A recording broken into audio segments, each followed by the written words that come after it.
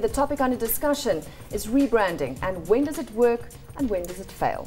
Still with us, Jeremy Sampson, Walter Pike, Charles Broome and Des Jones. Just before the break, we're talking, Jeremy, about Cell C. What are your thoughts? Jackie, I think it's a very interesting one. It's causing huge debate, and I think they're on a journey. There's lots of conjecture one way or the other. I think the fact is, though, that they're number 3. There are 2 big gorillas in the park with them, and they had to do something quite dramatic to try and fight back. Now, in branding terms, what is it? If 1 is great, 2 is okay. If it's 3, watch out. If you're 4, getting pretty dodgy. And I think in their case, they've done something strong and brave. A lot of people don't like it, but a lot of people are talking about it. So in many cases... We're talking about it. Exactly, exactly. But the other thing is that a lot of people confuse awareness with adoption. I think a lot of people are aware of this, but how many are adopting? And we know in their particular field there's huge churn. A lot of people go on the cheapest. There's now a 4th big player on the market. So it's a very interesting one to watch, and I think we all love it because it's great. Walter, do you think consumers are generally resistant to change? No, I don't know. I don't think they are. I think that they go with what feels good for them, and I don't think they're resistant to change. You mean in terms of logos? No, I think that. I mean, I think that if there's some value that's been offered and something that the brand's doing, I think people will just embrace it. I mean, if you just look at something, I'm sorry to talk about something else completely. Talk about something like the introduction of iPad. You know, if you take that, I mean, there's 6,000 or 7,000 in South Africa at the moment. They haven't even started selling them yet. And when it was launched, everybody said what a complete dud. It would never do anything. And I was reading all the tech bloggers saying it was total disaster.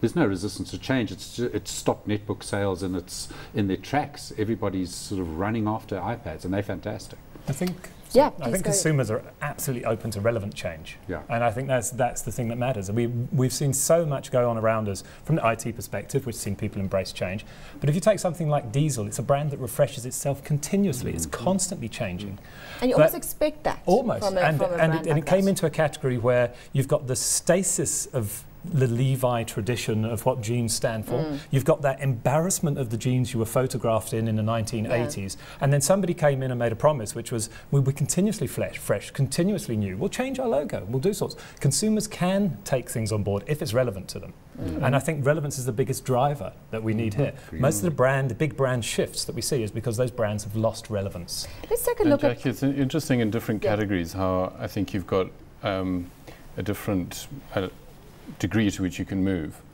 So in the food category, or food and drink category, for example, the smallest change can suddenly signal to a consumer, hang on, you've changed the formula.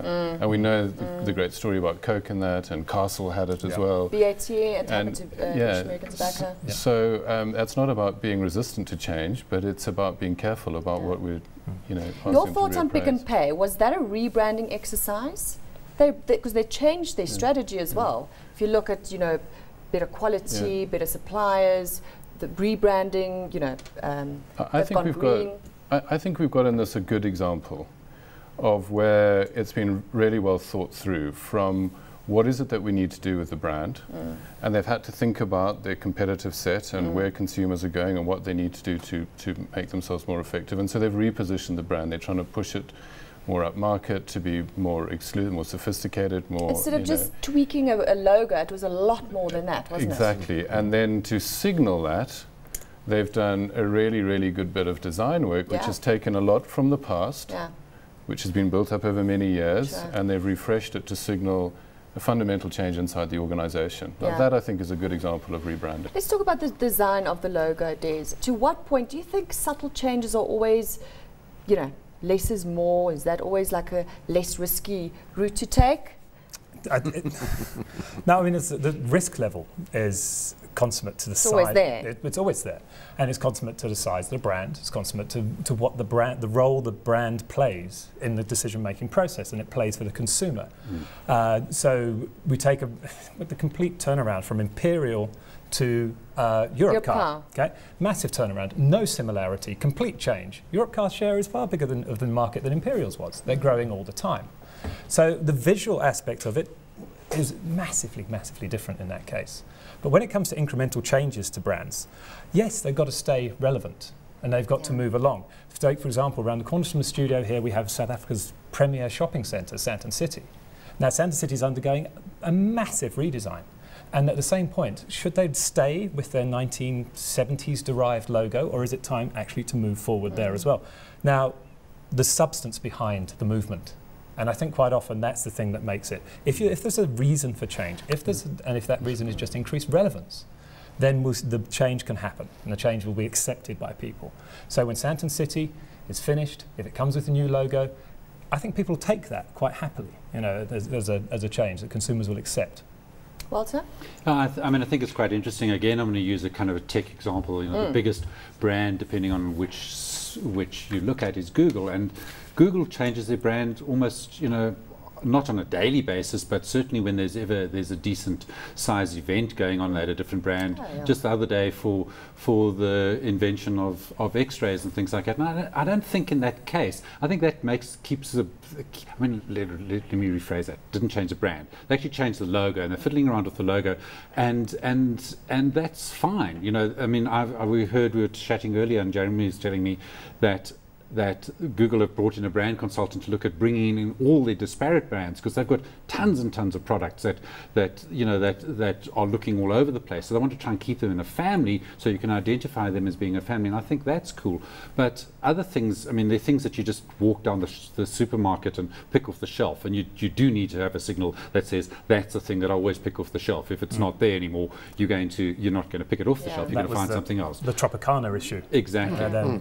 And so that's very, very dangerous to change in that area. But in other spaces, you know, I don't know, you know, I think that depends how people are relating. And I really feel that the sort of days of the sort of industrial model of marketing, where we run things down a process we have television, those days are over. And those days are over. So people react to brands in many different dimensions. You know, how they relate to me. And if I'm relating to a brand in a very emotional sense, and they change something, I'm going to go with the brand, or I might go with the brand. If you look at the Gap thing, which we spoke about earlier, I think it's important to realize there were only 2,000 negative comments on their Facebook page. That, you know, so it's only 2,000 people that were out of yes. Quite a few thousand, tens of thousands, and you know, that were members of their Facebook page. So how do you react to that? And Woolworths is another example, because Woolworths have just reacted recently to a magazine issue where they reacted to a group of people who suggested that their decision to take the magazines off the shelf was a really bad one. At the same time, and they put them back on the shelves. But what they didn't think about was that all their brand fans were coming back to their rescue, and that process is more important in the branding than what the W looks like. Jeremy, do you see generally that, let's say, rebranding exercise is is driven by the client or driven by the agency? Do we see that the agency would say, right, let's see what will happen if we refresh or re-look at this logo? I think you're getting into a murky world, because when you talk about the agency, I would say the branding agency. Some other people might say other forms of agencies.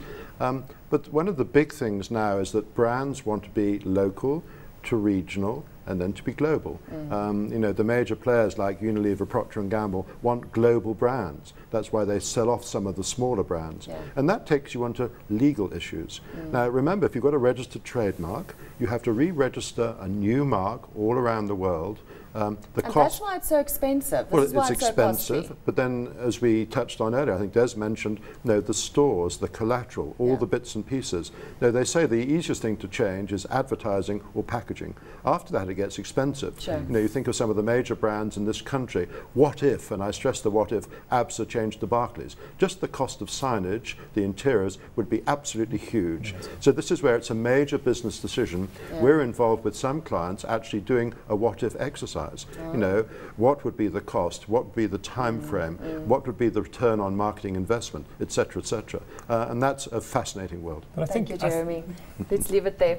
So Spar has taken the decision to reposition their brand, a less drastic approach than a whole rebranding altogether.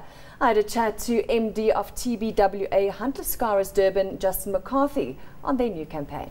Now, recently you've repositioned the Spar brand. Now, we know that Spar, for years and years, have been a trusted, really a household name. So at what point do you decide to refresh a brand? I think every brand, Jackie, goes through a period when you have to investigate your next period of time in the marketplace. You have to evaluate whether you're on track and adapt to changing market conditions. Every market changes, as you know, and every brand has to stop from time to time, do an assessment of itself and look to the future, and that's what Spar has done over the last recent time. So you're not changing the brand, you're not changing the logo, so what are you changing? We have introduced a new, what we call an organizing principle, which is the essence around which the brand is organized. It's a reflection of the business model of Spar, and it's really aligning it to the marketing and other aspects of the business. So it's a positioning in marketing terminology, right? But it's a positioning that reflects what the business has always been about and what we increasingly believe will be a key long-term differentiator for Spar in the future. So what has the business been about? The business is about people. Right. You know, as my client says, we're in the people business serving food, not in the food business serving. The people business serving food, not in the food business serving people. Serving people, okay.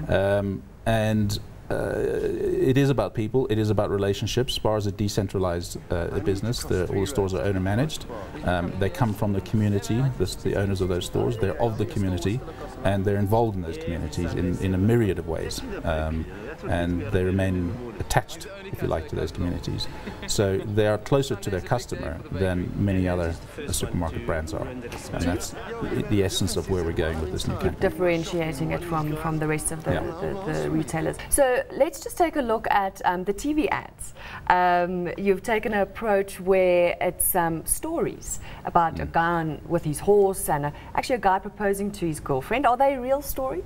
They are real stories. They're not. We prefer not to call them TV ads because while they're running on television and they're in the 30-second format, they're actually not ads. They are little stories that are reenacted by the real people who submitted those stories or whose stories we found via various means, and we've just put them on camera. They're not scripted. They're not created in an advertising creative department. They are real stories told by real people and reenacted by those real people. And you've actually taken an integrated approach towards this campaign. Can you take us through some of the elements that we can look forward to? Yeah, it's South Africa is still largely reliant on, in terms of mass media. We're still a mass medium market. So television is hugely important. Press and print media is hugely important to a national retailer, a national marketer.